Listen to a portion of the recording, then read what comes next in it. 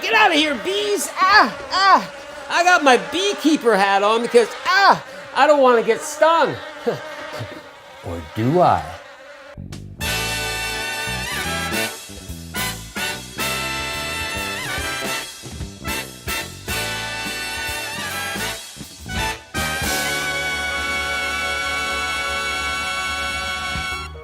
You know, you don't hear much about stingers these days. It was once considered, how the hell am I going to drink that? I got to take this off, okay? Yeah. Okay.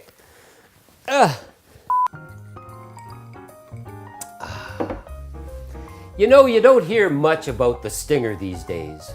It was once considered a drink strictly for members of high society. A sweet, spirit-forward after-dinner drink and a digestive. I used to drink these refreshingly stiff cocktails before dinner. They seem to perk up my taste buds, yeah. The Stinger's origins are very obscure.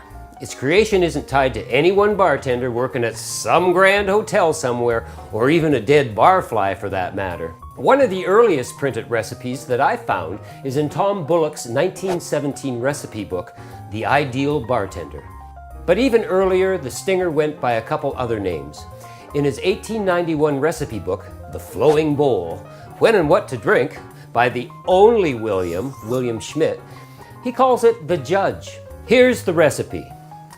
As you can see, we've got a mixing glass 2/3 full of ice, 3 dashes of gum, I'm assuming that's gum syrup, 1/3 of creme de menthe, and 2/3 of brandy. Shake to the freezing point, strain, and serve in a cocktail glass. Well, 4 years later, it shows up with a different name in George J. Kapler's book, Modern American Drinks, How to Mix All Kinds of Cups and Drinks.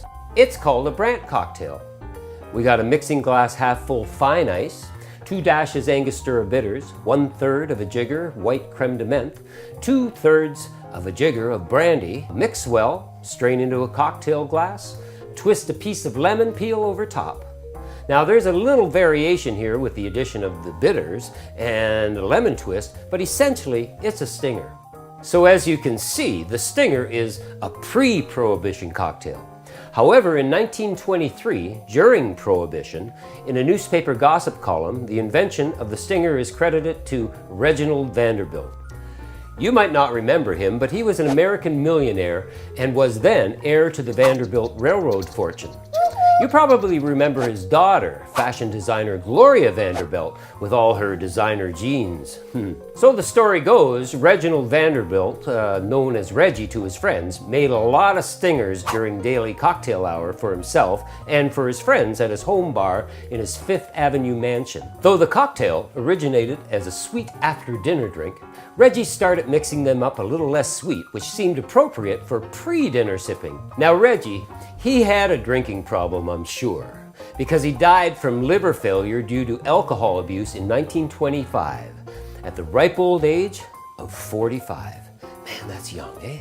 I hope Reggie's cirrhosis of the liver doesn't turn you off with putting a little tingle back in your taste buds, because I'm going to make you a classic Stinger right now.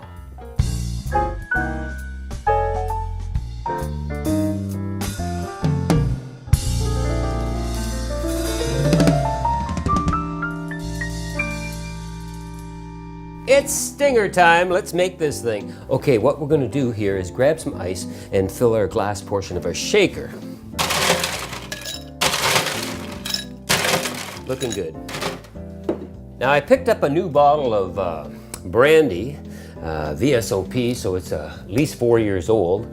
And one of the reasons I bought this was because they claim that it's exceptionally smooth and with a velvet taste. So maybe we should taste this thing and see what it actually does taste like.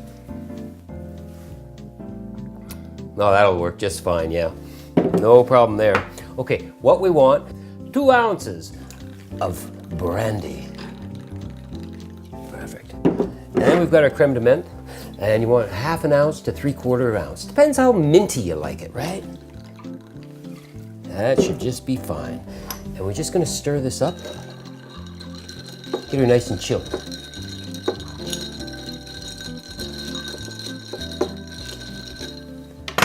I got a rock glass here, and I like ice in my stingers. A lot of times, though, you'll find them straight up, chilled, and they're wonderful too. But I like a little ice in my life. For my stingers, anyway. So what we want to do now, just pour it out. Oh yeah, that looks divine. Sweet. Now a lot of times, you'll just garnish with a fresh piece of mint. But I'm thinking, well, you know, it's already minty with the creme de menthe. Personally, I like lemon. I think the lemon counteracts and balances all that mintiness with the brandy. It just works wonderful. Give her a little squeeze and we're in. There are lots of variations on the stinger. The green stinger, or the green hornet as it is known, replaces white creme de menthe with green creme de menthe. The bee stinger replaces the brandy with blackberry brandy. It still uses the white creme de menthe though. You've got your amaretto stinger, where amaretto is used instead of the brandy. The Dixie stinger uses bourbon, white creme de menthe, and should I even mention it? Peach schnapps. Wah, wah. Ugh. That is absolutely delicious. You know, it's spirit forward, obviously. It's chilled down, diluted enough that it just has this wonderful balanced quality going on. It has just a slight hint of mint because we didn't use very much.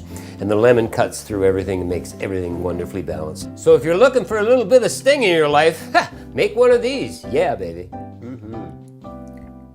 It's good, man.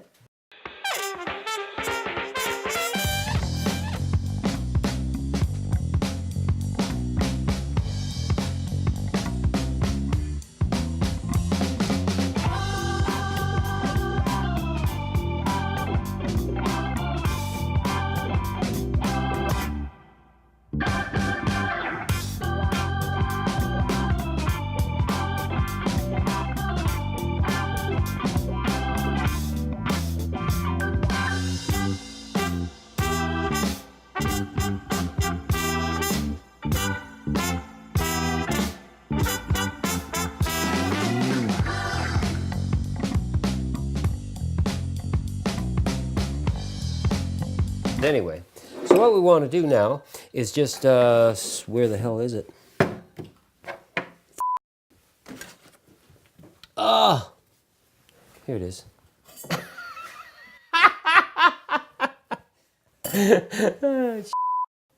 Okay, so, whoa, whoa! I don't have to get rid of the bees. I got my stinger. Be cool.